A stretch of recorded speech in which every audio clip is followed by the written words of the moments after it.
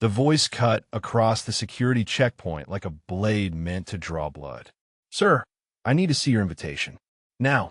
Captain Derek Sloan positioned himself directly in the path of the elderly man in the worn blazer, speaking loud enough for the nearby donors to hear every word. The old man stopped walking. His hands, weathered and scarred across the knuckles, remained still at his sides. He looked at the security captain with eyes the color of winter sky, and said nothing. Sloan stepped closer, close enough to smell the thrift store fabric, close enough to make his point to the wealthy guests filing past toward the dedication ceremony. "This is a private event, sir. Invitation only. If you do not have credentials, I'm going to have to ask you to leave the premises immediately." What Captain Sloan did not know, what nobody standing in that October sunlight knew, was that in exactly 40 minutes his career would be over.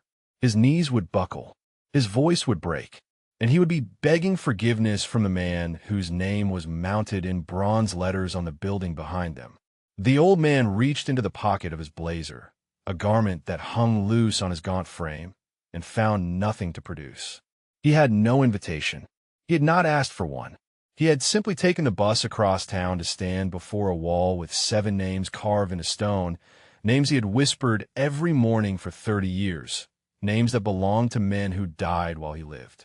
"I apologize, sir," the old man said. His voice was quiet, roughened by years of disuse, but there was something underneath it, something that made the younger guard of Sloan's left shift his weight without knowing why. "I do not have an invitation.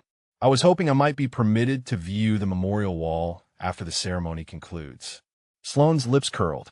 The memorial wall. He glanced back at the donors streaming past, women in designer dresses, and men in suits that cost more than most people earned in a month. They were watching. Good. This was exactly the kind of situation that demonstrated why the Foundation had hired him. "The wall is for honored guests," he said, letting his voice carry. "Not for anyone who wanders in off the street. This is a rehabilitation center for veterans, sir, not a homeless shelter." The old man absorbed the insult without flinching.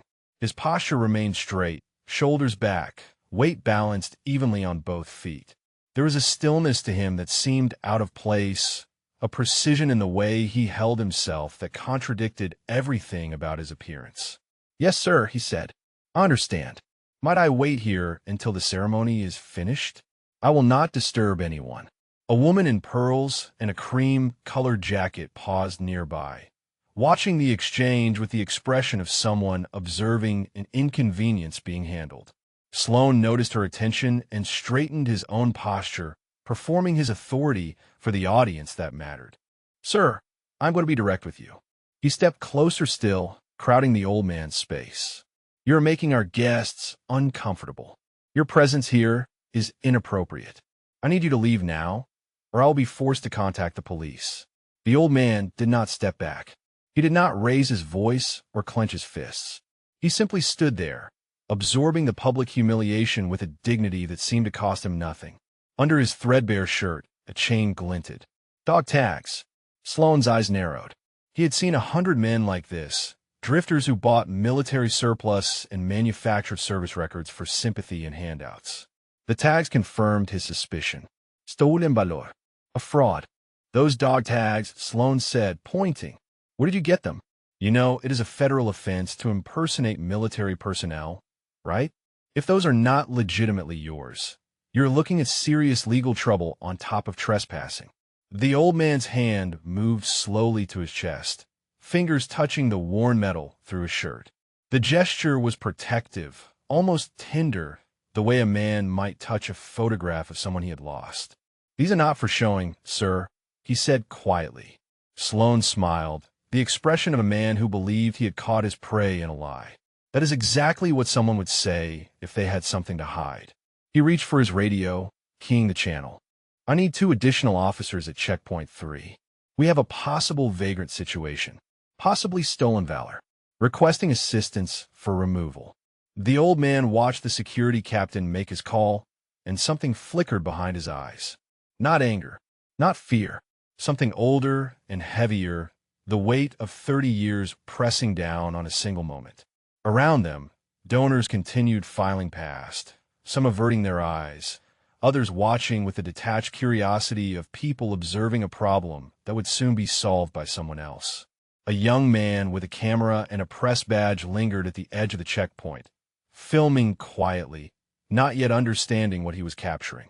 If you genuinely served, Sloan continued, emboldened by the approaching footsteps of his backup, you would know that this is not how veterans conduct themselves. Real veterans have dignity. They have pride. They do not show up at dedication ceremonies dressed like vagrants hoping for a handout. The old man met his gaze. His voice remained soft, but something in it had changed. A thread of steel woven through the quiet. How do veterans conduct themselves, sir? They follow orders, Sloan snapped.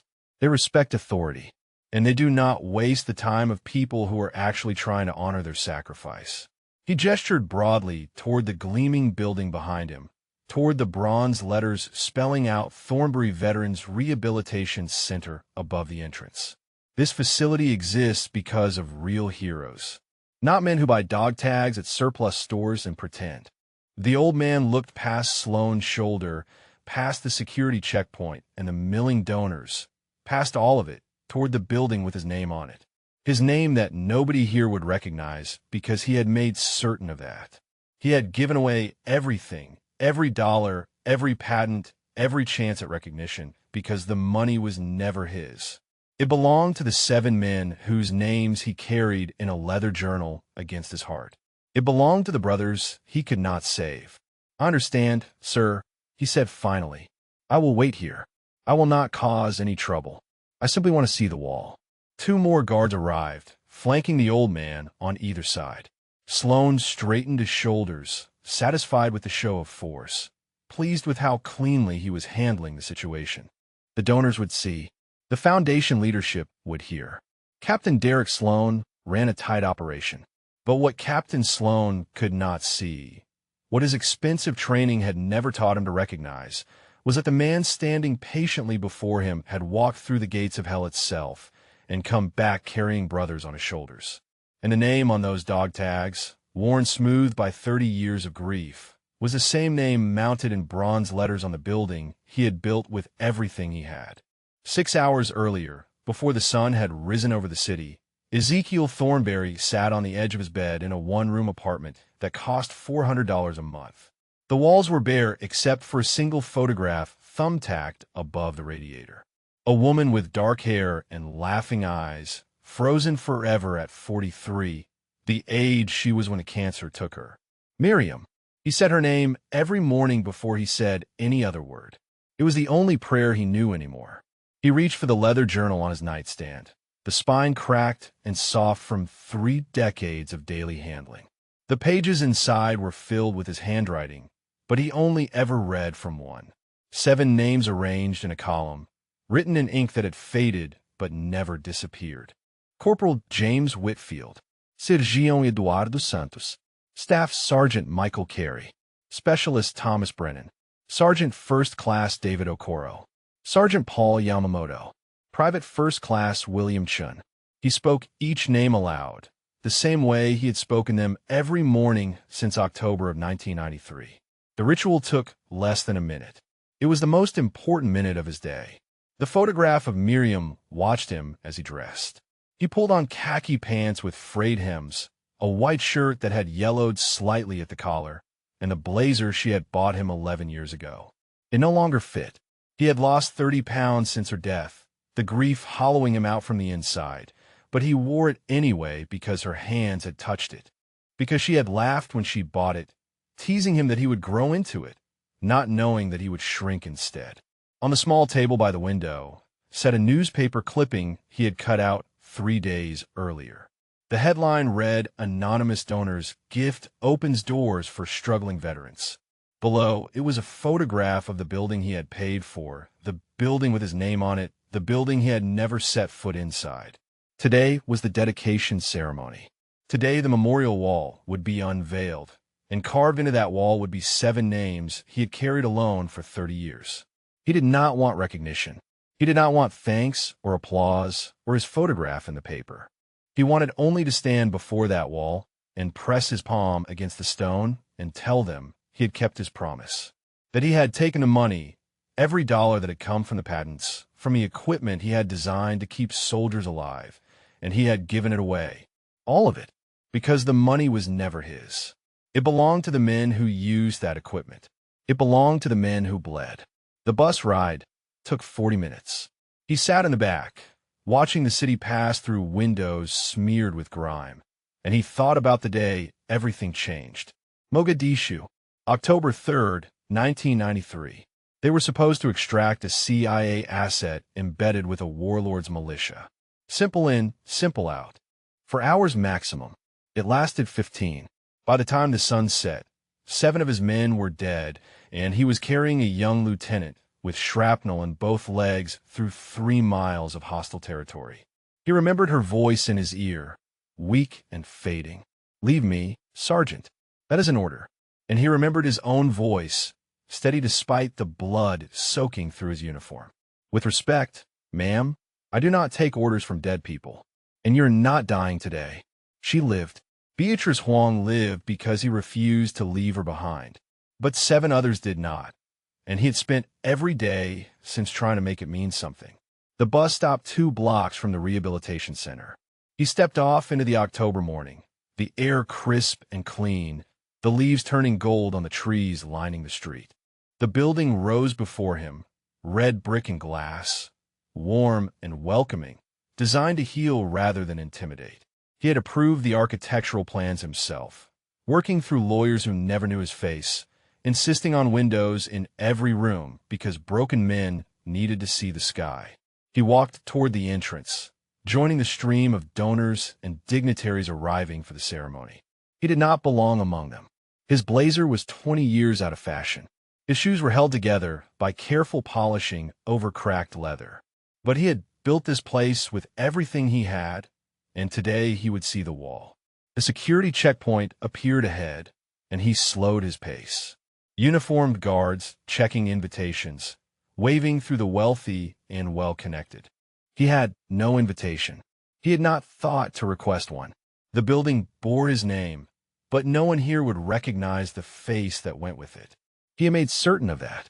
He thought of Miriam, of how she would have laughed at the absurdity. "You gave away $100 million, Zeke, and now you cannot get past the front door." He could almost hear her voice, warm and teasing, cutting through the grief the way she always had. She had understood him better than anyone. She had known why he could not keep the money, why every dollar felt like blood on his hands. The equipment saved lives, yes, but it could not save the 7 men whose names he carried. It could not undo what happened in Mogadishu. He reached into his pocket and touched the journal, felt the soft leather under his fingers, and he made himself keep walking. He would ask politely. He would explain that he only wanted to see the memorial wall, and if they turned him away, he would wait. He had waited 30 years. He could wait a few more hours. But as he approached the checkpoint, as the security captain's eyes swept over his worn clothing and dismissed him in a single glance, Ezekiel Thornberry understood that this day would not go as he had planned. The captain was already stepping forward, already positioning himself to block the path, already preparing to perform his authority for the donors watching nearby. And somewhere in the crowd beyond the checkpoint, somewhere among the VIPs and dignitaries gathering for the ceremony, a woman named Beatrice Huang was smoothing her jacket and checking her notes, unaware that the man who had saved her life 30 years ago was about to be dragged away from the building he had built in her honor. He had given away everything, kept nothing but the apartment, the journal, and the memories. All he wanted now was to stand before a wall with 7 names carved in stone and tell them that he had tried to make it right, that he was still trying, that he would never stop trying until the day he joined them.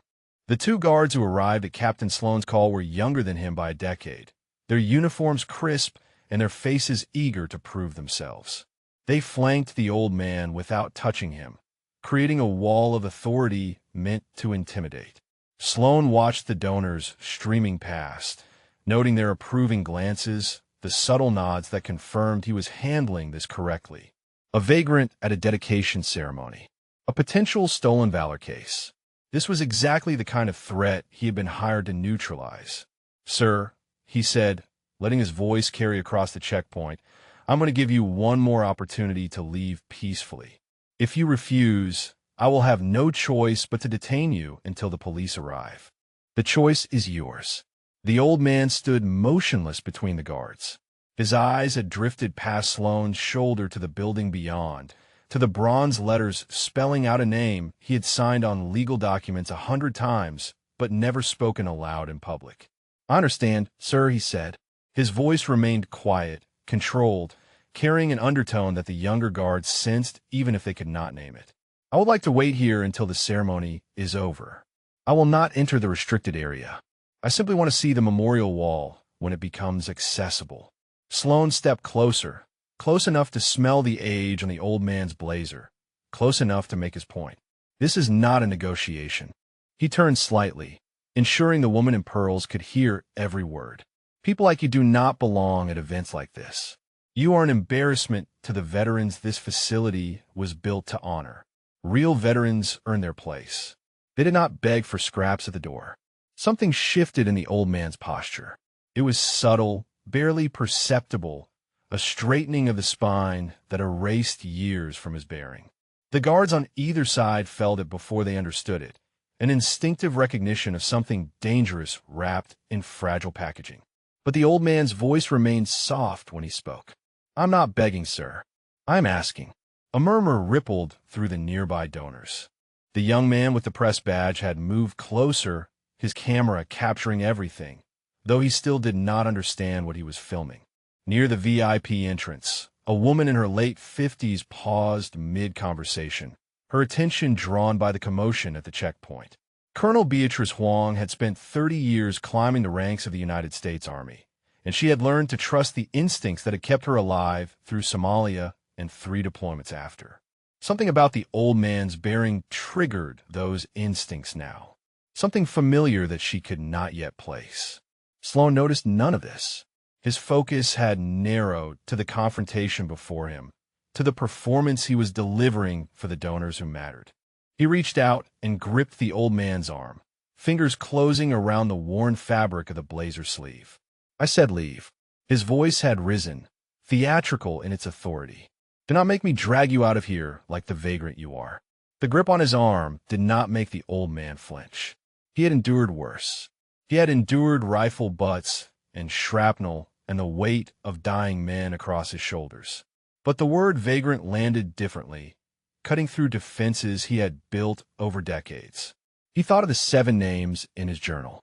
He thought of the wall inside this building, the wall he had paid for with everything he had, and he wondered if they could see him now, if they were watching their sergeant get dragged away from the monument he had built in their memory.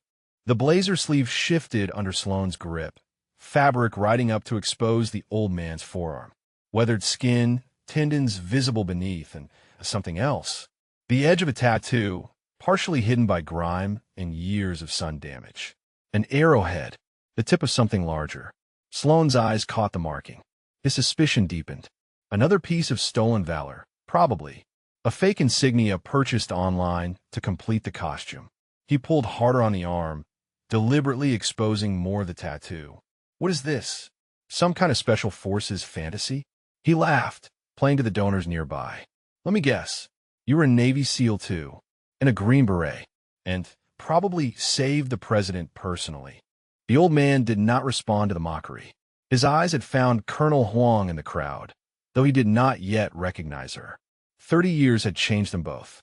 She had been 26 when he carried her through Mogadishu, barely conscious, blood soaking through the makeshift tourniquet he had tied around her thigh. Now she was a colonel with silver in her hair and 3 decades of service behind her.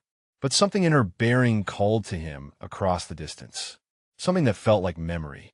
Huang pushed through the VIP rope and approached the checkpoint, her stride carrying the authority of someone accustomed to being obeyed. The guards straightened instinctively. Even Sloane released his grip on the old man's arm and turned to face her, recognizing brass when he saw it. "Ma'am," he said, his tone shifting to deference. "This is a security matter. I have everything under control." Huang ignored him. Her attention had fixed on the old man, on the tattoo partially visible on his forearm, on the way he held himself despite the worn clothing and the public humiliation. What seems to be the problem here? She asked, though her eyes never left the old man's face. Sloane straightened. Vacant situación, ma'am. No invitación. Posible stulen valor. He gestured dismissively at the old man. I was just escorting him off the premises. Huang studied the old man for a long moment. There was something about his eyes, something about the quiet way he absorbed the cruelty without breaking. She had seen that look before, in a mirror, in the faces of soldiers who had survived things that could not be spoken aloud. Are you a veteran? She asked him directly. Yes, ma'am, he said. The response was automatic, military in its precision. Ma'am, not lady or miss. Ma'am. What branch? Army, he said. Then, after a pause that lasted a heartbeat too long, Special Forces. Huang's eyes dropped to the tattoo on his forearm. The arrowhead. She knew that symbol. She had served alongside men who wore it. Men who did not speak of what they did or where they went. Men who disappeared into the dark and came back carrying ghosts. Something about you seems familiar, she said slowly. The old man met her gaze. For just a moment, something flickered between them. A recognition that neither could name. A connection forged in blood and fire 30 years ago, buried beneath decades of distance and change. I get that sometimes, he said quietly. I have one of those faces. And then Captain Sloane's hand closed around his arm again, and everything began to change. The smell hit him first. Diesel, fuel, and burning rubber, drifting from a catering truck near the plaza entrance. His mind betrayed him before he could stop it, dragging him backward through 30 years to a street in Mogadishu where the air tasted like smoke and copper and death. October 3rd, 1993. The convoy had been ambushed 6 blocks from the extraction point. He remembered the sound of the RPG before he saw it, the whistle that every soldier learned to fear, and then the world turned to fire. Sergeant Santos was 10 feet away when the rocket hit. The blast threw him against a wall and left him there, crumpled like discarded paper. Thornberry reached him in seconds, hands pressing against wounds that could not be closed, blood pooling faster than pressure could stop it. Stay with me, Eddie. He could still hear his own voice, younger then, desperate. Stay with me. We are getting out of here. Santos looked up at him with eyes that already knew the truth. His fingers found the dog tags around his neck and pulled them free. Take these to Maria, he said. Tell her I was thinking about her. Tell her I was not scared. He died 90 seconds later. Thornberry kept his promise. He found Maria Santos 3 months after returning stateside and placed those dog tags in her hands. She wept. He did not. He had forgotten how. The memory released him as quickly as it had taken hold. He was back in the October sunlight, back at the security checkpoint, back in the grip of a man who saw nothing when he looked at him but a vagrant to be removed. Sloane was speaking again, words meant to humiliate, but Thornberry heard them as if from a great distance. His hand had moved without conscious thought to his chest, to the chain beneath his shirt where 2 sets of dog tags hung. His own, and the ones Maria Santos had pressed back into his hands at her funeral 8 years later. Keep them, she had said. You carried him home. You should carry him still. Colonel Huang was watching him with an intensity that made the air feel thin. She had seen his hand move to his chest. She had seen the way his eyes went distant for a moment, the way they came back carrying weight that had not been there before. She knew that look. She wore it herself on the days when the memories came without warning. Sir, she said, stepping closer. Those dog tags. May I see them? Sloane interjected before Thornberry could respond. Colonel, with respect, this is a security matter. I have already determined that this individual has no legitimate reason to be here. His so-called military credentials are almost certainly fabricated. Huang turned to face him, and something in her expression made Sloane take a half-step backward. Captain, I did not ask for your assessment. I asked to see his dog tags. She returned her attention to Thornberry. Sir, please. The old man hesitated. His fingers curled around the tags through his shirt, protective, unwilling. These were not props. These were not costume pieces purchased to manufacture sympathy. These were the last physical connection he had to the men who died under his command, to the sergeant who bled out in his arms, to 30 years of grief he had never learned to release. But there was something in the colonel's eyes that he recognized, something that understood what she was asking. He reached beneath his collar and drew out the chain. 2 sets of tags emerged, both worn smooth by decades against his skin. He held them in his palm without offering them, letting her look without touching. Huang leaned closer. Her breath caught. The first set bore a name she did not recognize, service number and blood type and religious preference stamped in a metal that had been touched 10,000 times. But the second set made her heart stutter in her chest. Sergião Eduardo Santos. Service number she had seen before in a classified after-action report she had read 100 times. Blood type B positive. Catholic. She knew that name. She knew it because it was carved into the memorial wall inside the building behind them. She knew it because Eduardo Santos died in Mogadishu on October 3, 1993, the same day a sergeant whose face she never clearly saw carried her 3 miles through hostile territory and saved her life. Her eyes lifted to meet his. "Where did you get these?" she asked, and her voice had changed. The command authority was gone. In its place was something raw, something searching. Thornberry looked at her for a long moment. His thumb traced the edge of Santos's tags, a gesture so practiced it had become unconscious. "His widow gave them to me," he said quietly. "After her funeral, she said I should carry him, since I was the one who could not save him." The words landed like stones dropped into still water. Huang felt the ripples moving through her, disturbing sediment that had settled over 3 decades. She looked at his face, really looked, searching for the young sergeant beneath the weathering of years. The man who had refused her orders. The man who had carried her weight, plus his own, through streets full of enemies. The man whose name she had never learned because by the time she regained consciousness, he had already been reassigned to a unit that did not officially exist. Her hand trembled as she reached toward his forearm, toward the tattoo that Sloane's grip had partially exposed. "May I?" she asked. He extended his arm. She pushed the worn sleeve higher, revealing the full marking. An arrowhead, the symbol of Army Special Forces. Below it, coordinates she recognized instantly. 2.0469 degrees north, 45.3182 degrees east. Mogadishu. And beneath the coordinates, arranged in a circle like soldiers holding a perimeter, 7 names written in faded ink. James Whitfield, Eduardo Santos, Michael Carey, Thomas Brennan, David Okoro, Paul Yamamoto, William Chun. She knew 3 of those names. She knew them because they died saving her life. Her fingers traced the letters, and when she spoke, her voice was barely a whisper. "These men died in Somalia. In 1993. I was there." The old man looked at her with eyes that held 30 years of grief. "I know you were, ma'am," he said. "I know."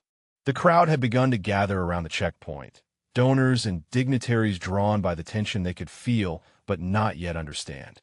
Captain Sloane stood rigid with frustration, his carefully managed situation slipping beyond his control. Colonel Huang was touching the vagrant's arm, tracing something on his skin, her face pale in the October sunlight. This was not how dedication ceremonies were supposed to proceed. "Colonel," he said, forcing authority into his voice, "I must insist that we resolve this situation. The ceremony is about to begin. Senator Aldridge will be taking the stage in 15 minutes." Huang did not look at him. Her fingers remained on the old man's forearm, on the names inked into weathered skin. She was counting them. 7 names. 7 men who died in an operation that still gave her nightmares 3 decades later. 3 of them had died in the room where she lay bleeding, holding a doorway so the others could escape. She remembered the sound of their rifles. She remembered the moment the firing stopped. "Who are you?" she asked the old man. Her voice had dropped to something barely above a whisper. "What is your name?" Before he could answer, a new voice cut through the tension. "Excuse me, is there a problem here?" A woman in professional attire approached from the direction of the building, her stride purposeful, her expression concerned. Dr. Yolanda Reeves had spent 12 years as an Army nurse in Iraq before transitioning to psychiatry, and she recognized the stress when she saw it. The old man at the center of the confrontation carried it in every line of his body. Sloan seized the interruption. "Dr. Reeves, this man is trespassing. He has no invitation and has refused multiple requests to leave. I was just about to have him removed." Reeves ignored him. She had learned long ago that men like Sloan spoke loudest when they understood least. Her attention fixed on the old man, on his quiet dignity, on the way he held himself despite the public humiliation. "Sir," she said gently, "are you a veteran?" "Yes, ma'am." The response came automatically, the same way it had when Huang asked. Reeves nodded slowly. "Then you should be welcome here. This facility was built for veterans like you." She turned to Sloan, her voice hardening. "Captain, I suggest you release this man and allow him to attend the ceremony. Whatever protocols you believe you are following, harassing veterans at a veterans rehabilitation center is not among them." Sloan's face reddened. "Doctor, with respect, security decisions are not your domain. This individual has no credentials, no invitation, and has made suspicious claims about military service. I have a responsibility to protect this event and its guests." "From what?" Reeves asked. "From an elderly man who wants to see a memorial wall?" She shook her head. "I have patients inside this building who look exactly like him. Men and women who served their country and came home broken. They do not carry invitations either. Should I have them removed?" The question hung in the air. Several donors nearby shifted uncomfortably, suddenly aware that their approving glances toward Sloan might have been misplaced. The young man with the camera had moved closer still, capturing every word. "If you're watching this story from anywhere in the world, we would love to know where you're joining us from. Drop a comment below telling us your city or country. And if stories like this one about courage, sacrifice, and the hidden heroes among us speak to you, please consider subscribing to our channel. Your support helps us share more incredible true stories that honor those who have been forgotten." Now let us continue. Colonel Huang had not moved during the exchange. Her fingers still rested on the old man's arm, on the names tattooed into his skin. But her mind was racing backward through time, searching for a face she had never clearly seen. She remembered being lifted. She remembered arms around her, carrying her weight through streets that smelled like smoke and death. She remembered a voice in her ear, calm despite the chaos. "With respect, ma'am, I do not take orders from dead people, and you are not dying today." She looked at the old man's face, at the lines carved by decades of grief, at the eyes that held too much memory, and she felt something shifting inside her, a recognition that was almost physical in its intensity. "There was a man," she said slowly.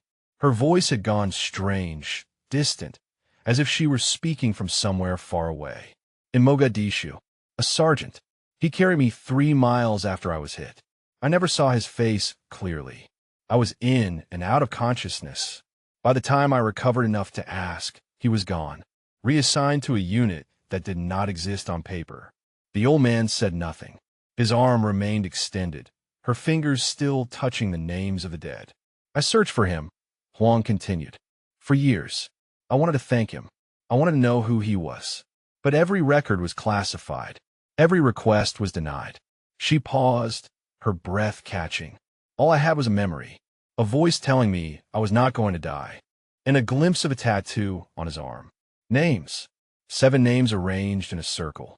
Her eyes dropped to his forearm, to the 7 names arranged in a circle around coordinates that marked the place where everything changed. "It was you," she whispered. The words came out broken, barely audible. "My God, it was you." The old man met her gaze. 30 years of distance collapsed between them. He saw the young lieutenant he had carried through hell, now a colonel with silver in her hair and tears forming in her eyes. She saw the sergeant who had refused to leave her behind, now an old man in a thrift store blazer being dragged away from a building that existed because of his grief. "You told me you did not take orders from dead people," she said. Her voice cracked on the last word. "You were not dying," he replied quietly. "I was not going to let you." Sloan watched the exchange with growing confusion. The power dynamic had shifted entirely, leaving him standing at the edge of something he did not understand. The vagrant he had been so certain about was speaking to a colonel like an equal. The colonel was trembling, and somewhere behind them, Senator Catherine Aldridge was taking the stage, about to deliver a speech praising an anonymous donor whose identity had remained hidden for 3 years. Colonel Huang's hand closed around the old man's arm, not in restraint but in connection. 30 years, she said. I'll look for you for 30 years. He did not pull away. I was not hiding, ma'am. I just was not looking to be found. And then her eyes moved past his face to the building behind him, to the bronze letters mounted above the entrance, to the name she had spoken 100 times in board meetings and fundraising calls without ever connecting it to the ghost who haunted her memories. Thornbury, she breathed. The name of the building. The name of the anonymous donor. She looked at him with dawning horror and wonder.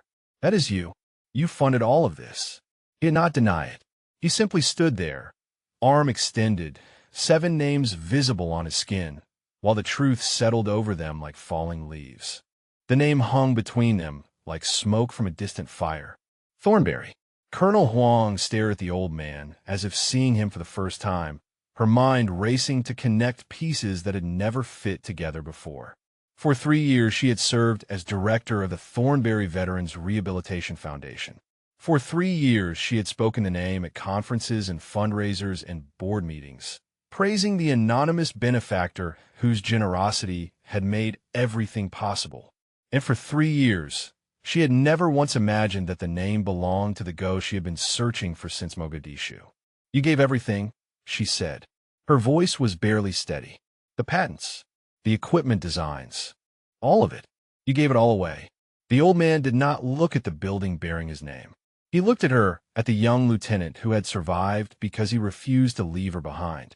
It was not mine to keep, he said quietly. The money came from equipment designed to protect soldiers. Every dollar belonged to the men who used it, the men who bled, the men who died. Huang finished. She understood now. The 7 names on his arm, the 7 names carved into the memorial wall inside.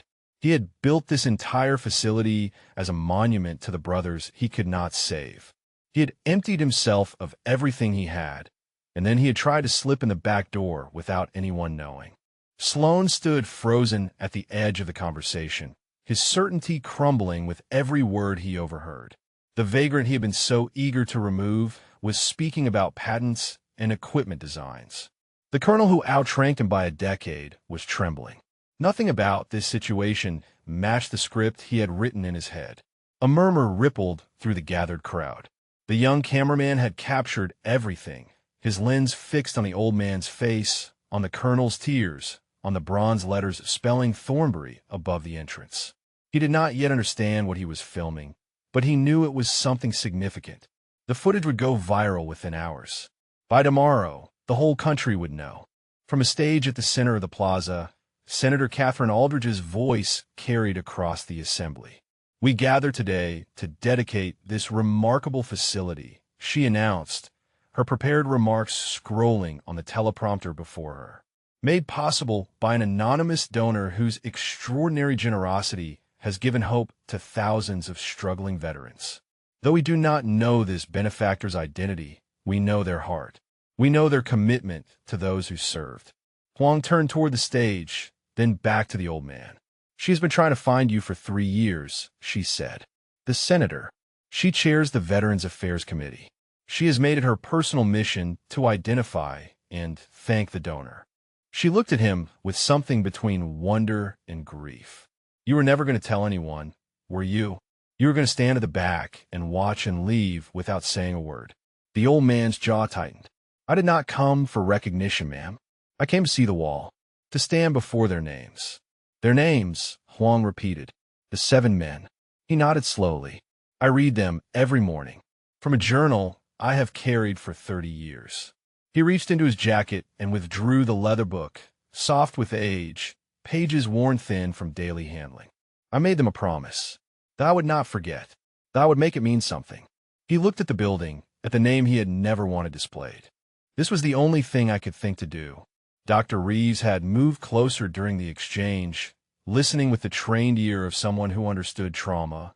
She saw the way his hands trembled slightly as he held the journal. She saw the weight pressing down on shoulders that had carried too much for too long. This man was not a vagrant seeking handouts. This man was drowning in 30 years of survivor's guilt, and he had channeled every ounce of it into building sanctuaries for others while denying himself any shelter at all. Sloan finally found his voice. He stepped forward, though his earlier aggression had drained away. "Colonel," he said uncertainly, "are you telling me this man is the donor? The one who funded the entire center?" Huang turned to face him. The look in her eyes made him step back. "This man, Captain, saved my life in Mogadishu when I was 26 years old. He carried me 3 miles through hostile territory with shrapnel in my legs and refused to leave me behind when I ordered him to." She gestured toward the building. "And then he took every dollar he ever earned and used it to build places where broken soldiers could heal, while you were trying to drag him away like garbage." The words landed like blows. Sloan's face went pale. He looked at the old man, at the worn blazer and the frayed khakis, and he saw for the first time what he had failed to see before. The bearing that spoke of decades of discipline. The stillness that came from surviving things that could not be spoken. The quiet dignity that no amount of public humiliation could break. "I did not know," he said weakly. "You did not ask," Huang replied. "You saw what you wanted to see. You assumed the worst because it was easier than considering you might be wrong." She shook her head. "How many others have you treated this way, Captain? How many veterans have you turned away because they did not look the part?" Sloan had no answer. His career was crumbling around him, and he knew it. The donors who had nodded approvingly at his handling of the situation were now looking at him with very different expressions. The cameraman's lens had swung toward him, capturing his humiliation for an audience that would number in millions. On the stage, Senator Aldridge continued her remarks, unaware of the drama unfolding at the checkpoint. "If our anonymous benefactor is watching today," she said, "I want them to know that their gift has already changed countless lives. And I want them to know that this nation owes them a debt that can never be repaid." Huang looked at the old man. "She's talking about you," she said quietly. "And you are standing here in a torn jacket being treated like a criminal." He met her gaze with eyes that held no anger, only exhaustion. "I told you, ma'am. I did not come for recognition. I came to see the wall." His voice dropped. "I need to stand before their names. I need to tell them I kept my promise." "Then let us get you inside," Huang said. She turned to face the security checkpoint, her bearing shifting into full command authority. "Clear the path. This man is with me." No one moved to stop them. The crowd parted before them like water yielding to stone. Colonel Huang walked beside the old man, her hand light on his arm, guiding him through the checkpoint that had held him captive for nearly 20 minutes. The guards who had flanked him moments earlier now stood aside with expressions of confusion and dawning shame. The donors who had watched his humiliation with detached approval now averted their eyes as he passed. Thornberry moved slowly, his gait carrying the slight hitch of old shrapnel, but his bearing had shifted. The stoop of age had straightened. His shoulders had squared. He was not performing strength. He was simply allowing the soldier he had always been to surface through the disguise of poverty and years. Dr. Reeves fell in a step behind them, unwilling to let this man out of her sight. She had spent her career treating veterans who carried invisible wounds, men and women who smiled through their suffering and insisted they were fine while falling apart inside. She recognized the signs in Thornberry, the tremor in his hands, the way his eyes went distant without warning, the practiced calm that covered depths of pain most people could not imagine.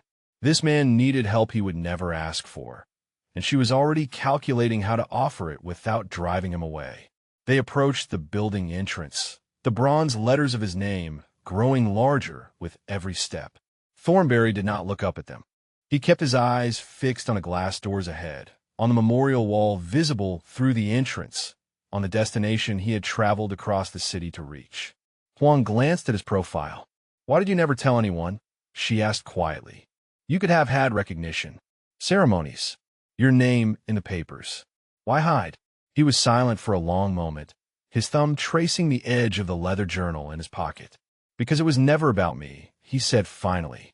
"It was about them." He nodded toward the wall ahead. I failed them. I was their sergeant. I was supposed to bring them home. 7 men trusted me with their lives, and I watched them die. You did not fail them, Huang said. Her voice carried an edge of fierce conviction. You saved me. You saved others. The mission went wrong, but that was not your fault. Thornberry stopped walking. They stood just outside the entrance, the glass doors reflecting the October sky.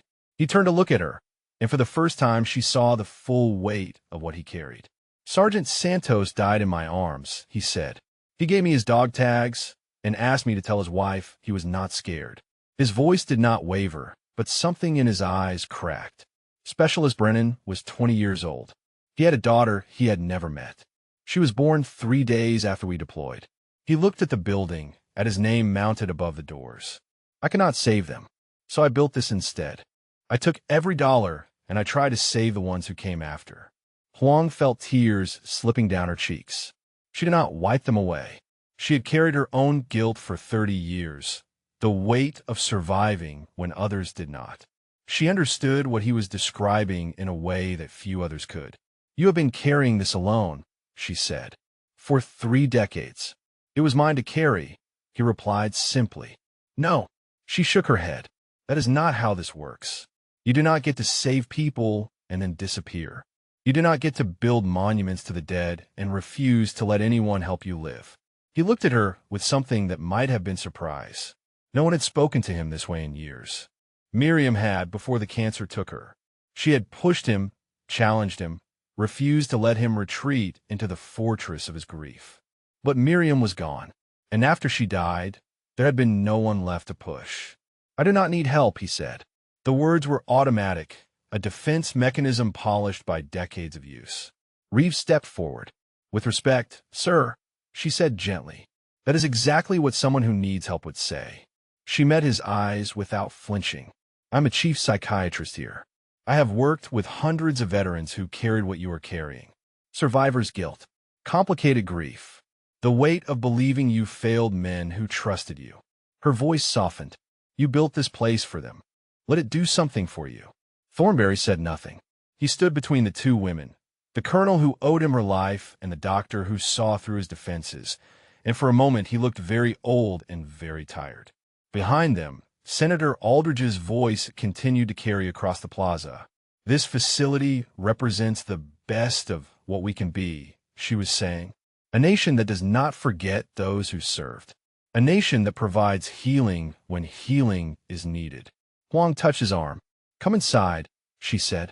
See the wall. Stand before their names. And then let us talk about what comes next. He could have refused.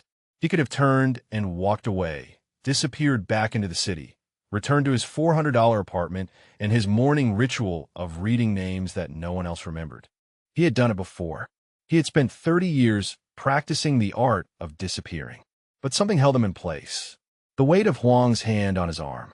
The understanding in Reeves's eyes. The bronze letters of his own name, mounted on a building he had paid for with everything he had. And somewhere behind the glass doors, a wall with 7 names carved in a stone, waiting for him to keep a promise he had made 3 decades ago. I just want to see the wall, he said again. His voice was rough now, the edges cracking. I just need to tell them I tried. Then tell them, Huang said. She pulled open the glass door and held it for him. They are waiting. Ezekiel Thornberry stepped across the threshold of the building that bore his name. The lobby opened before him, warm light falling through tall windows, the smell of fresh construction still lingering in the air. And there, directly ahead, illuminated by soft spotlights designed to honor rather than display, stood the memorial wall. Hundreds of names carved into gray stone, every veteran from the region who had died in service. And there, near the center, 7 names he had carried in a leather journal for 30 years. He walked toward them without speaking. His hand rose, trembling, reaching for the stone. And when his fingers touched the carved letters of James Whitfield's name, he finally allowed himself to break. His fingers traced the carved letters one by one. James Whitfield, the point man who always volunteered to go first. 22 years old with a smile that could light up a room and a laugh that echoed through barracks at midnight. Thornberry remembered the sound of that laugh. He remembered the silence that replaced it. Eduardo Santos, the medic who never stopped trying to save people, even when saving them was impossible. He had bled out in Thornberry's arms with his hand, reaching for dog tags he wanted delivered to a wife who would spend the next 20 years waiting for a husband who would never come home. Michael Carey, the staff sergeant who held a doorway for 6 minutes while everyone else evacuated, buying time with his body, refusing to fall until the last man was clear. They found him afterward with his rifle still raised, fingers still on the trigger, eyes still open. Thomas Brennan, the specialist who kept a photograph of an ultrasound in his helmet, a daughter born 3 days after deployment, a little girl who would grow up knowing her father only through stories and a folded flag presented to her mother. David Okoro, the sergeant first class who sang hymns under his breath during firefights, who believed God was watching, who died with a prayer on his lips and faith in his eyes. Paul Yamamoto, the sergeant who wrote letters to his parents every night, letters that would be delivered in a bundle after his death, letters that said nothing about the horrors he witnessed and everything about how much he missed home. William Chun, the private first class on his first deployment, 19 years old, terrified and brave in equal measure, who threw himself on a grenade that turned out to be a dud, but who died 3 hours later from wounds sustained in the blast that followed. Thornberry spoke their names aloud as his fingers moved across the stone. His voice was barely a whisper, cracked and rough, words meant for the dead rather than the living. I kept my promise, he said. I told you I would build something. I told you I would make it mean something. Behind him, Huang and Reeves stood in silence. They did not interrupt. They understood that this moment belonged to him and to the brothers whose names were carved into the wall before him. I read your names every morning, Thornberry continued. Every single morning for 30 years. I never forgot. I never stopped trying to make it right. His hand pressed flat against the stone, palm covering the space where all 7 names lived. I am sorry I cannot bring you home. I am sorry I was not enough. The words hung in the air of the empty lobby. Outside, Senator Aldridge's voice continued to carry across the plaza, praising an anonymous donor, speaking of generosity and sacrifice and hope. She did not know that the man she was describing stood 20 feet away, weeping before a wall of names, apologizing to ghosts who had haunted him for 3 decades. Huang moved first. She approached slowly, standing beside him, her own hand rising to touch the wall. Her fingers found the names of the 3 men who had died holding the doorway while she bled on the floor behind them. Carey, Okoro, Chun, they saved me, she said quietly. They held that room so your sergeant could get me out. They were the best men I ever served with, Thornberry replied. His voice had steadied slightly, the act of speaking their names aloud grounding him in the present. They deserved better than what they got. They deserved to come home. They deserved to be remembered, Huang said. And you made sure they were. She gestured at the wall, at the building around them. This is their legacy. You built it for them. Thornberry shook his head slowly. It is not enough. Nothing is enough. He turned to look at her, his eyes red but clear. I wake up every morning and I see their faces. I go to sleep every night and I hear their voices. 30 years, and it never gets quieter. It never gets easier. No, Huang agreed. It is not. She held his gaze. But you do not have to carry it alone. That is what places like this are for. That is what people like us are for. Before Thornberry could respond, the glass doors behind them opened. A young man in a military dress uniform stepped through, his eyes scanning the lobby until they landed on the small group standing before the memorial wall. He froze when he saw Thornberry's face, when he recognized the old man in the worn blazer who had been at the center of the confrontation outside. "Excuse me," the young man said. His voice carried the careful precision of someone delivering important news. "Senator Aldridge has been informed of the situation at the checkpoint. She has asked me to find Colonel Huang and the gentleman who was being detained." Thornberry stiffened.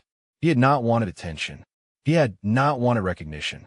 He had wanted only to stand before this wall and fulfill a promise that had sustained him through 30 years of grief. "The senator would like to speak with him personally," the aide continued. He glanced at the wall, at Thornberry's hand still pressed against the stone. She would like to thank him for what he has done. Huang looked at Thornberry. The choice is yours, she said quietly. You do not have to meet with anyone. You do not have to explain yourself. But she has been searching for you for 3 years.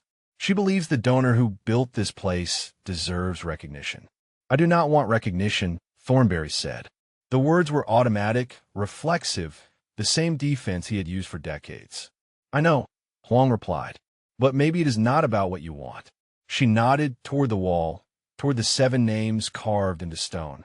Maybe it is about what they would want for you. The words landed somewhere deep in his chest.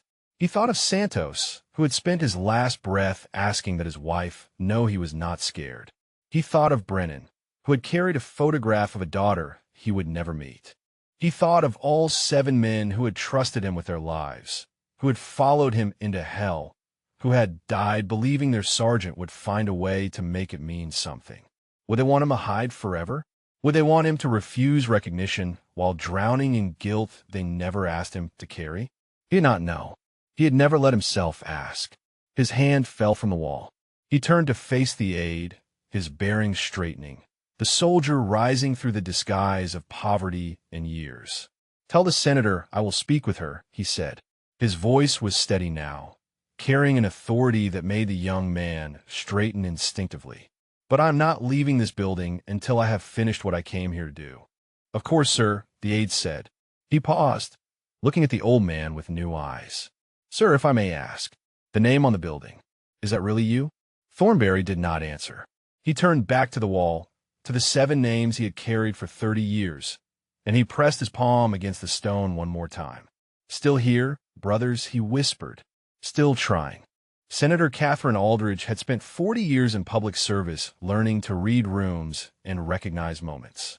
When her aide returned with news of what had transpired at the security checkpoint, she understood immediately that her prepared remarks had become irrelevant. She excused herself from the stage between paragraphs, leaving the assembled donors murmuring in confusion, and walked toward the building entrance with the measured stride of someone about to witness history. The glass doors parted before her. The lobby opened up, warm and welcoming, exactly as the architects had designed it. And there, standing before the memorial wall with his palm pressed against the stone, stood a man in a worn blazer who had haunted her imagination for 3 years.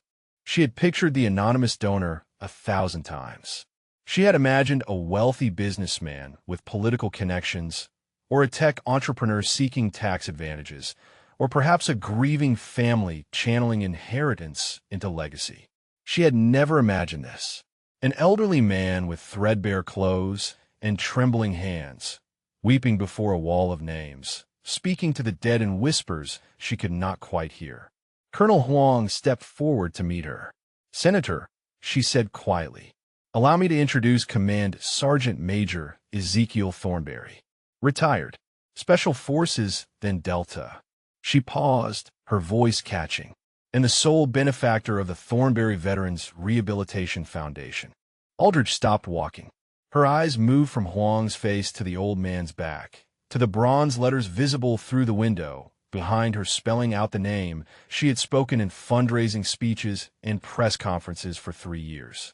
She had imagined this moment differently. She had imagined gratitude and celebration, cameras and handshakes, a ceremony befitting the generosity she had spent years trying to honor. Instead, she found a man talking to ghosts in an empty lobby while a security captain tried to drag him away outside. Command Sergeant Major, she said. Her voice was softer than she had intended, the political polish stripped away by the weight of what she was witnessing. I have been looking for you for a very long time. Thornberry turned slowly. His face was wet with tears he had not bothered to wipe away. His eyes held a depth of grief that made the senator's chest tight. I was not hiding, ma'am, he said, the same words he had spoken to Huang. I just was not looking to be found. Aldridge approached the wall, her heels clicking against the polished floor. She stopped beside him, close enough to see the names his fingers had traced, close enough to read the faded tattoo visible beneath his pushed-up sleeve. 7 names. She counted them, the same number carved into the stone before her. These men, she said carefully, they serve with you. They died with me. Thornberry corrected.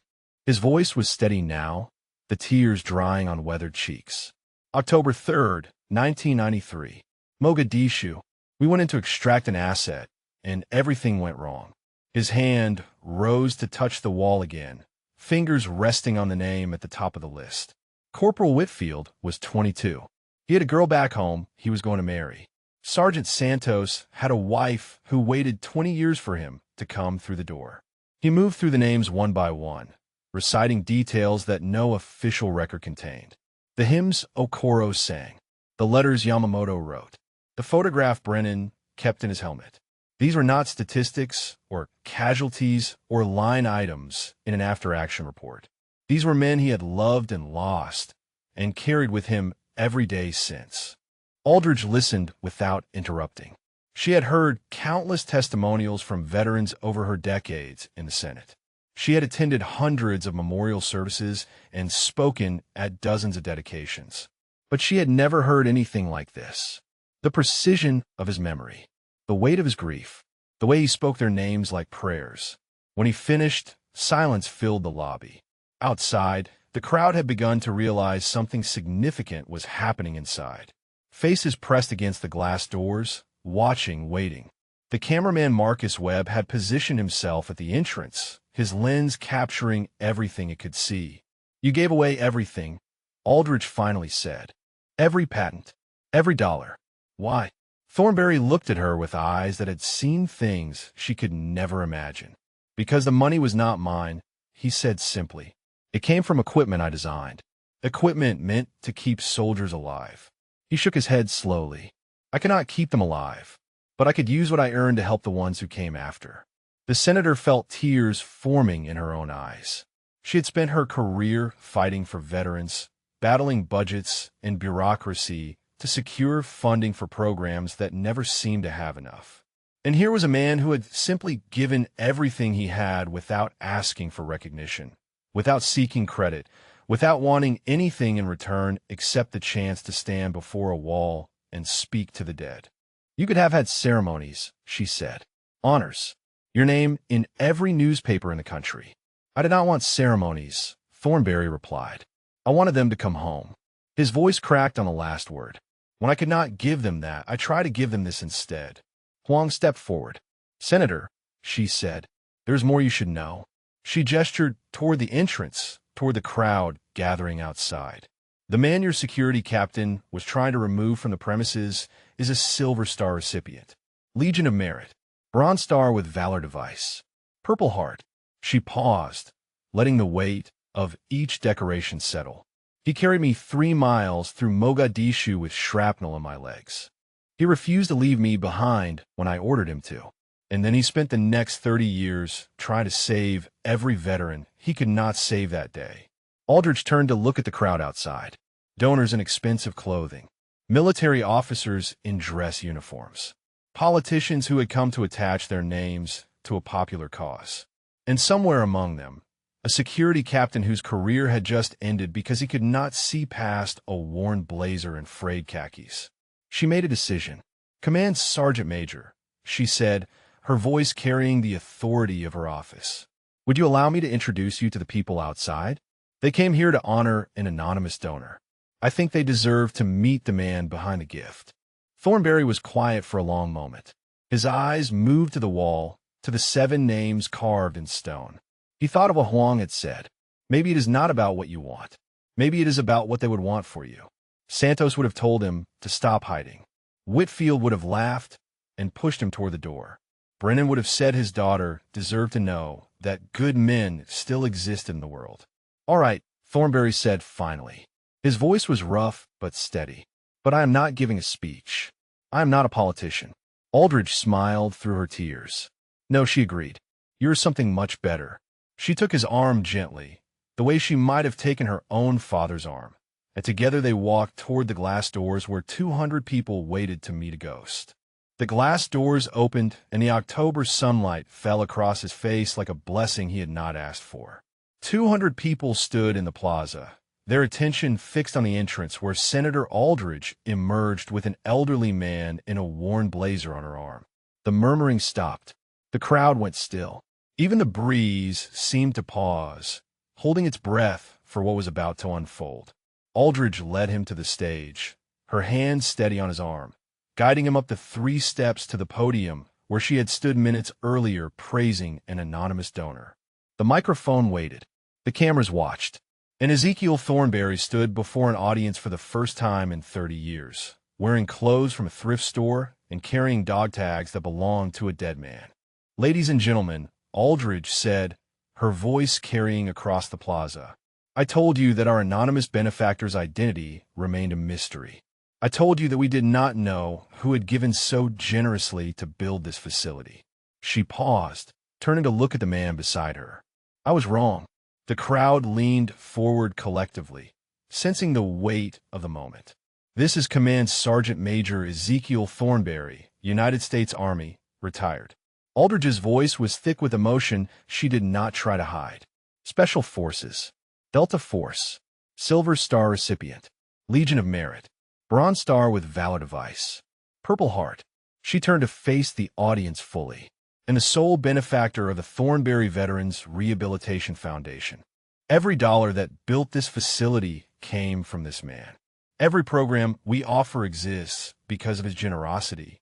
Every veteran we serve owes their chance at healing to his sacrifice." The silence that followed was absolute. 200 people stared at the old man on the stage, at his threadbare blazer and his trembling hands and his eyes that held 30 years of grief. This was not what they had expected. This was not the wealthy philanthropist or corporate foundation they had imagined. This was a man who looked like he had nothing, who had given away everything, who stood before them with the quiet dignity of someone who had never sought recognition for any of it. Colonel Huang climbed the stage steps and took her place beside the senator. She leaned toward the microphone, her voice steady despite the tears tracking down her cheeks. "I need to add something," she said. "This man saved my life. October 3rd, 1993. Mogadishu. I took shrapnel in both legs and could not walk. I ordered him to leave me behind."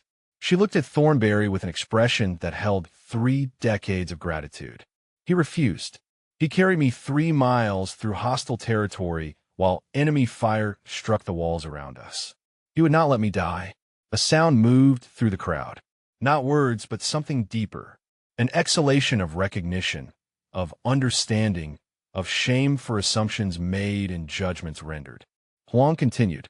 7 men under his command died that day. 7 brothers whose names are carved into the memorial wall inside this building. She gestured toward the entrance. He has read their names aloud every single morning for 30 years. He has carried their memory in a journal he keeps against his heart. And when he earned millions from patents on equipment designed to save soldiers' lives, he gave every dollar away, because he believed the money belonged to the men who bled, because he could not save them, so he tried to save everyone who came after. Thornberry stood motionless at the podium, his hands gripping the edges to keep them from shaking. He had not wanted this. He had not asked for speeches or recognition or the weight of 200 pairs of eyes studying his face. But he was here now, and somewhere in the crowd, he could feel them watching. Santos and Whitfield and Carey and all the others. The brothers he had carried for 30 years. The silence stretched. Aldridge touched his arm gently. "Would you like to say anything?" she asked quietly. "You do not have to." He looked out at the crowd. Donors in expensive clothing. Military officers in dress uniforms. Veterans who had come to see a building dedicated to their healing. And there, at the edge of the checkpoint, Captain Derek Sloan stood with his head bowed, his career in ruins, his certainty shattered by the scope of his mistake. Thornberry leaned toward the microphone. His voice was rough and used to amplification, but it carried across the plaza with an authority that had nothing to do with volume. "I did not come here for recognition," he said. "I came to see you all, to stand before 7 names and tell them I kept my promise." He paused, his grip tightening on the podium. 30 years ago, I watched the best men I ever knew die in a place most people cannot find on a map. I held them while they bled. I heard their last words. I carried their dog tags home to families who would never stop grieving. His voice cracked, but did not break. I cannot save them. That failure has defined every day of my life since. But I could try to save others. I could take what I earned and build places where broken soldiers could heal. That is all I wanted. Not recognition, not gratitude, just the chance to make their deaths mean something. He looked at the building behind him, at the bronze letters spelling his name above the entrance. This is not my legacy, he said. It is theirs. Corporal James Whitfield, Sergeant Eduardo Santos, Staff Sergeant Michael Carey, Specialist Thomas Brennan, Sergeant First Class David Okoro, Sergeant Paul Yamamoto, Private First Class William Chun. He spoke each name clearly, letting them ring across the plaza. These men are why this building exists. Their sacrifice bought every brick and every window and every bed where a veteran will sleep tonight. He stepped back from the microphone. His hands were shaking now, the adrenaline of public speaking draining away. But before he could retreat fully, something happened that he had not anticipated. A man in the front row stood. A veteran, judging by his bearing, gray-haired and weathered by years of service. He raised his hand to his forehead in a salute, and held it. A woman beside him rose. Another veteran. She saluted as well. One by one they stood. Veterans scattered throughout the crowd, rising from their seats, lifting their hands in tribute. Donors who had never served remained seated, watching in silence, understanding that this moment did not belong to them. Within 60 seconds, every veteran in the plaza was standing at attention, saluting a man in a thrift store blazer who had given away everything he had to honor brothers who died 30 years ago. Thornberry felt the tears coming and did not try to stop them. He raised his own hand, returning the salute, honoring the men and women who understood what he had carried and why. Still here, brothers, he whispered to himself. Still here. The salute held for what felt like an eternity. Veterans standing at attention across the plaza, hands raised to foreheads, honoring a man who had never asked to be honored. Thornberry kept his own hand raised, returning the tribute, feeling the weight of recognition settle over him like a blanket he had not known he needed. When a moment finally broke, when hands lowered and people began to breathe again, the crowd surged forward, not with the polite applause of a dedication ceremony, but with something rawer and more genuine. Veterans pushed past the rope barriers to reach the stage. Hands extended toward him. Voices called out words of gratitude and respect. Men and women who understood what he had carried because they carried similar weights themselves. Aldridge stepped back to give him access, watching with tears streaming freely down her face. Huang remained close, protective, ensuring the crowd did not overwhelm the man who had saved her life 30 years ago. Dr. Reeves observed from the edge of the stage, already planning conversations she hoped to have in the days ahead. One by one, veterans climbed the steps to shake Thornberry's hand. A Marine gunnery sergeant with a prosthetic leg. An Army nurse who had served 3 tours in Afghanistan. A Navy corpsman with burn scars covering half his face. Each one gripped his hand and spoke words he could barely hear through the roaring in his ears. Thank you. Thank you for building this. Thank you for not forgetting. He did not know what to say. He had never learned how to accept gratitude. For 30 years he had given in secret, hiding from recognition, believing he deserved nothing for failures he could not forgive. But these men and women were not offering praise for his generosity. They were offering connection. They were telling him that they understood. A young woman in civilian clothes approached the stage. She moved hesitantly, clutching a photograph in her hands, her eyes fixed on Thornberry's face. When she reached him, she did not shake his hand. She held up the photograph instead. "My grandfather," she said. Her voice trembled. "Thomas Brennan." Thornberry went still. The world around him faded to silence. He looked at the photograph, at the face of a young specialist who had kept an ultrasound image in his helmet, who had died 3 hours after throwing himself toward a grenade to protect his brothers. And he looked at the woman holding it, and he understood. "You are his granddaughter," he said. The words came out rough, scraped raw by emotion. She nodded. "My mother was born 3 days after he deployed. She never met him, but she named me after him. I am Thomasina." She wiped tears from her cheeks. My grandmother told me stories about a sergeant who carried my grandfather's memory, who sent money every month until she passed, who never stopped trying to honor the men he lost. Thornberry could not speak. His hand reached out, trembling, and touched the edge of the photograph. Brennan's face smiled up at him, young and brave and frozen forever at 20 years old. He talked about his daughter constantly. Thornberry finally managed. He kept that ultrasound picture in his helmet. Every mission, every patrol. He said she was his reason to come home. The young woman broke then. She stepped forward and wrapped her arms around the old man in the worn blazer, holding him the way she might have held a grandfather she had never known. Thornberry stood rigid for a moment, unaccustomed to touch, unaccustomed to comfort. Then his arms rose slowly, and he held her back, and for the first time in 30 years he allowed himself to be held in return. The crowd watched in silence. Cameras captured the moment. Marcus Webb's footage would be viewed millions of times in the days ahead, but in that instant no one was thinking about viral videos or media coverage. They were witnessing something sacred, a connection across generations, a debt being acknowledged, a wound beginning, finally, to heal. When they separated, Thomasina pressed the photograph into his hands. "Keep it," she said. "You carried him all these years. You should have his face to go with his name." Thornberry looked at the photograph, at the young man who had trusted him, who had followed him into hell, who had died brave and scared and far from home. He thought of the journal in his pocket, the 7 names he read every morning. Now he would have a face to match one of them, a granddaughter to prove that Brennan's sacrifice had rippled forward through time, creating life from death, hope from grief. At the edge of the plaza, Captain Derek Sloan stood alone. The other security guards had drifted away from him, sensing the shift in fortune, unwilling to be associated with his failure. He watched the old man he had tried to drag away being embraced by veterans and senators and the granddaughter of a fallen hero, and he felt the full weight of his mistake pressing down on his chest. Colonel Huang descended from the stage and walked toward him.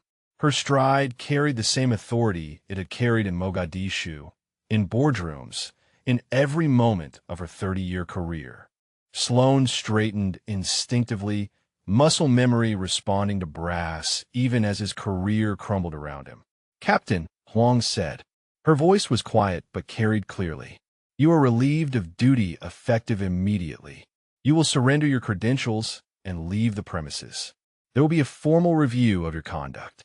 Sloan's jaw tightened. "Colonel, I did not know who he was. I was following protocols." Huang cut him off. "Your protocols failed. Your judgment failed." She stepped closer, her eyes holding his.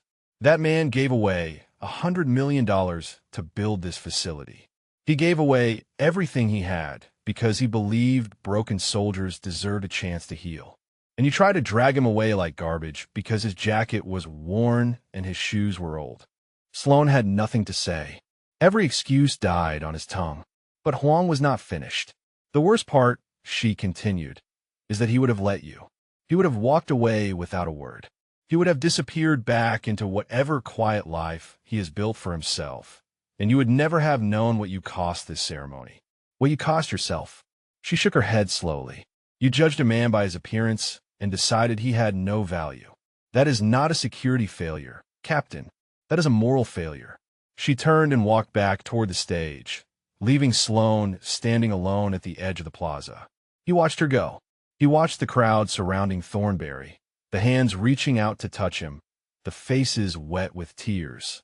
And he understood that this moment would follow him for the rest of his life.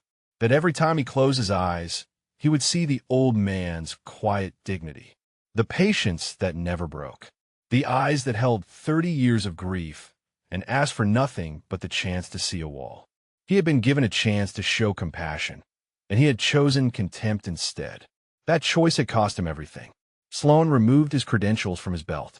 He placed them on a checkpoint table where he had stood, demanding invitations an hour earlier. And then he walked away from the Thornberry Veterans Rehabilitation Center, knowing he would never be welcome there again.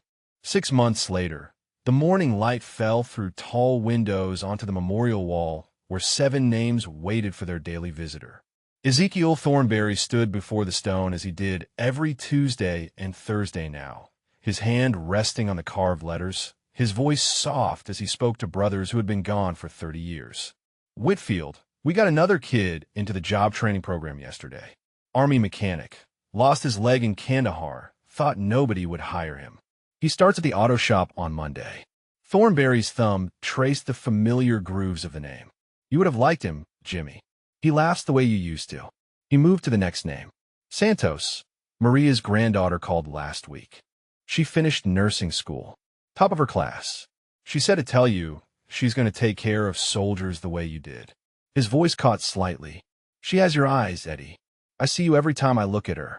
The ritual continued through all 7 names, updates, and memories woven together.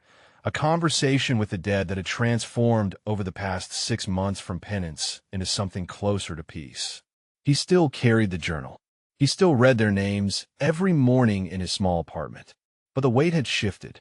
The grief remained, but it no longer crushed him beneath its mass. Footsteps approached from behind. He did not turn. He had learned to recognize her walk, the measured stride of a woman who had spent her career in combat boots before transitioning to professional heels. Dr. Reeves stopped beside him, 2 cups of coffee in her hands.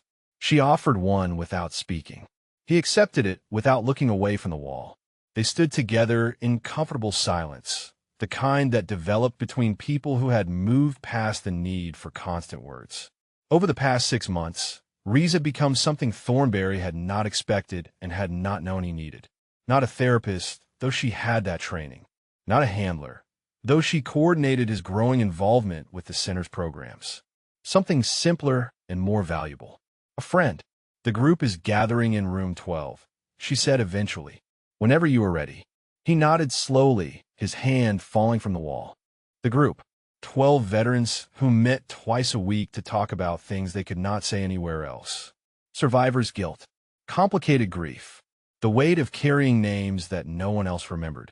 Thornberry had resisted joining at first, had insisted he did not need help, had deployed every defense mechanism 30 years of isolation had built. But Reeves had not pushed. She had simply left the door open and waited for him to walk through it. He had walked through it 8 weeks ago. He had not missed a session since. They made their way through the facility, past treatment rooms and counseling offices and the residential wing, where veterans who had nowhere else to go could find shelter while they rebuilt their lives. Thornberry knew every corner of this building now. He had approved the blueprints without ever seeing it, had funded the construction without ever visiting. Now he walked its halls twice a week, and every time he did, he felt the presence of the 7 men whose sacrifice had made it possible. Room 12 was warm with morning light when they entered. 12 chairs arranged in a circle, 11 of them already occupied by men and women whose faces had become familiar over the past 2 months. They looked up when Thornberry entered. A few nodded. One, a young Marine who had lost 3 friends in Helmand Province, offered a small smile. Thornberry took his seat in the circle. Reeves settled into the chair reserved for the facilitator, though she rarely spoke during these sessions. The veterans led themselves. They had earned that right. The young Marine spoke first. His name was Gabriel, and he had been silent for the first 6 sessions, listening without contributing, testing the safety of the space. Last week he had spoken for the first time, a halting confession of guilt over surviving an ambush that killed his squad. Today his voice was steadier. I dreamed about them again, he said. Rivera, Enchun, and Kowalski. We were back in the Humvee, laughing about something stupid. And then the IED hit, and I woke up. He paused, his hands clasped tight between his knees. But this time, I did not wake up hating myself for being alive. I just woke up missing them. The room absorbed his words. No one rushed to fill the silence. They had learned that silence could hold as much healing as speech. Thornberry leaned forward slightly. I dream about mine too, he said. His voice was rough, but steady, a voice that had learned to speak about things it had kept silent for decades. For a long time, the dreams were punishment, reminders of what I could not do, what I failed to be. He looked at Gabriel directly. But lately they feel different. Lately they feel like visits. Gabriel met his eyes. Visits? Like they're checking on me, Thornberry said, making sure I'm still here. Still trying. He thought of the photograph Thomasina Brennan had pressed into his hands, now framed on his nightstand beside Miriam's picture. I used to think surviving was a betrayal, that every day I lived was a day I stole from them. His voice softened. I do not think that anymore.